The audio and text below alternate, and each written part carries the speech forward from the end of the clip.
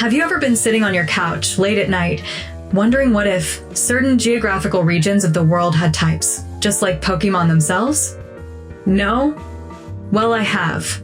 And it is with pleasure that I bring forth this video for you to enjoy on your own couch instead, so we can ponder together on this issue. This is, in a way, a spiritual sequel of my previous vid.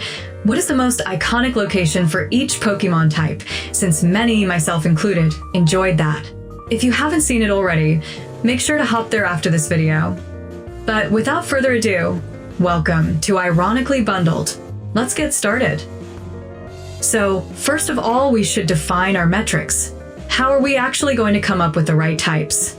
Well, similar to the other video, we need to consider a bunch of things, such as the culture, history, environment, and most importantly, the vibes. And as a disclaimer, this is simply for fun. There is no hard truth. We're going to go over the 4 countries of Galar, the UK first, and then move to Ireland. Spoiler, one of them has an obvious primary type. Can you spot which one it is? Let's start with England, the land of eternal rain and where football is never coming home. Jokes aside, England is the UK country with the most population and where the biggest metropolitan cities are found. Its history is no joke either. Easily one of the most important regions of Europe and the entire world. They're the reason many countries in the New World exist today, directly or indirectly. In a way, they're the signature region of the UK itself, having London as the national capital.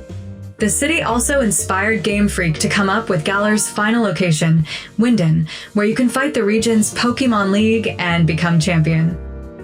So, what would England's main types be if it was similar to a Pokémon? I already have 2 types in my mind. And by the way, pretty much all of the locations of this vid are going to be dual typed.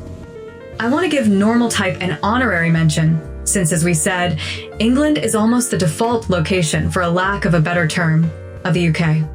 Plus, as I mentioned in my other vid, most normal type Pokémon tend to live with humans in urban cities or farming towns, which are overwhelmingly present in the territory. But there are better types which would fit it the best in my opinion, one of which being water type. England was once a majestic superpower that ruled the seas with its royal navy, with which they colonized a large portion of the world and built their empire with.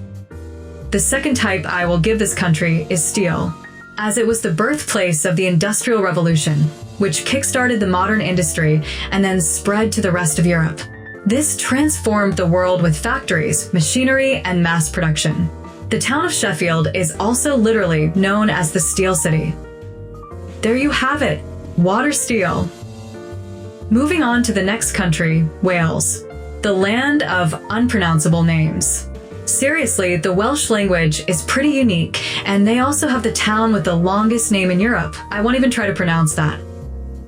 This location has apparently the most castles per square mile than any other country.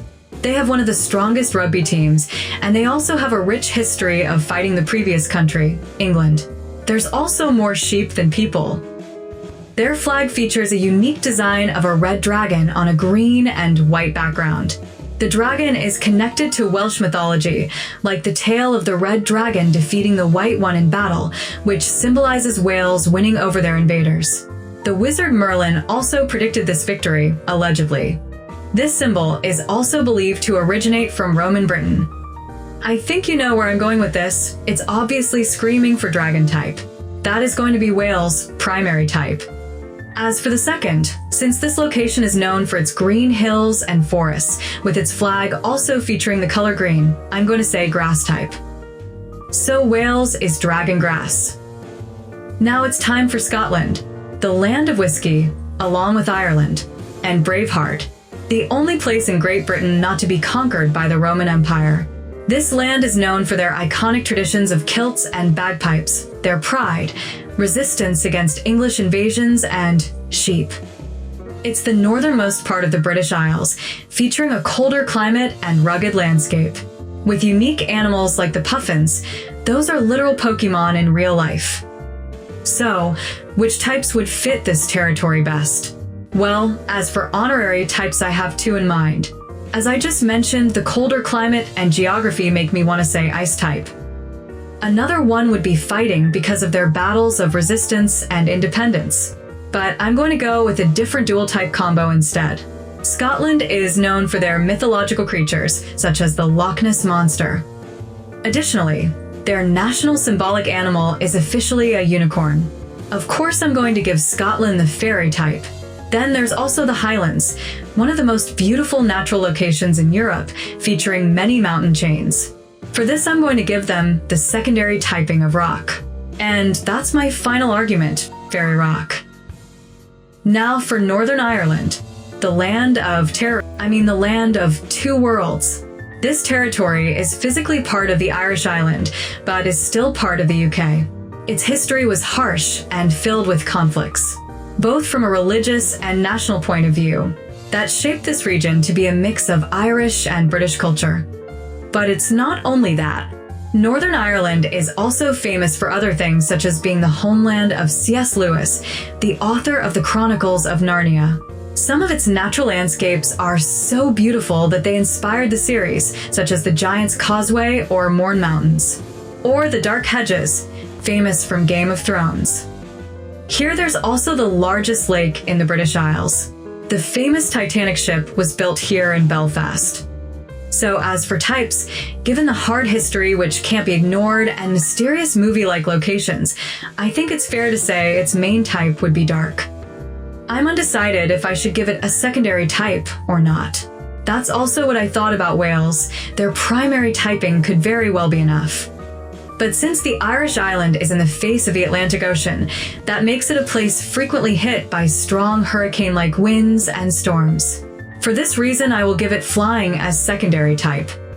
So there you have it, dark flying. Now we officially move from the UK to Ireland, our final destination for today. The land of shamrocks, potatoes, and drunk people. I'm just kidding, of course. Ireland, like the other locations of this video, has a rich and ancient history, mainly of Celtic origin. They have traditions famous all over the world, such as St. Patrick's Day or even Halloween, which comes from the Celts.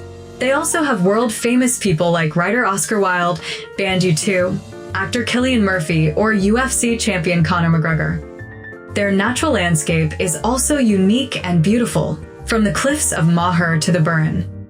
Fun fact, Ireland also has no snakes. It's nicknamed the Emerald Isle because of its lush green landscapes, which the oceanic climate and rain feed. It is for this reason I will give the honorary type of grass to this location. As for the main types, well, Ireland is also famous for its extensive mythology and folklore about fairies and legendary creatures, such as the puka, the leprechaun, the headless horseman, changelings, etc. So, of course, the main type here will be fairy. As for the secondary one, as I mentioned for Northern Ireland, this location is often hit by the Atlantic storms and winds, which give it its signature damp climate. And so flying type fits best. Our final location is fairy flying. We have reached the end of our journey. I enjoyed making this. I hope you did too. Looking back, I think Game Freak mostly agrees with me giving them the types I mentioned, since in Galar there's locations themed specifically around fairy type, dragon type, and dark type, for example.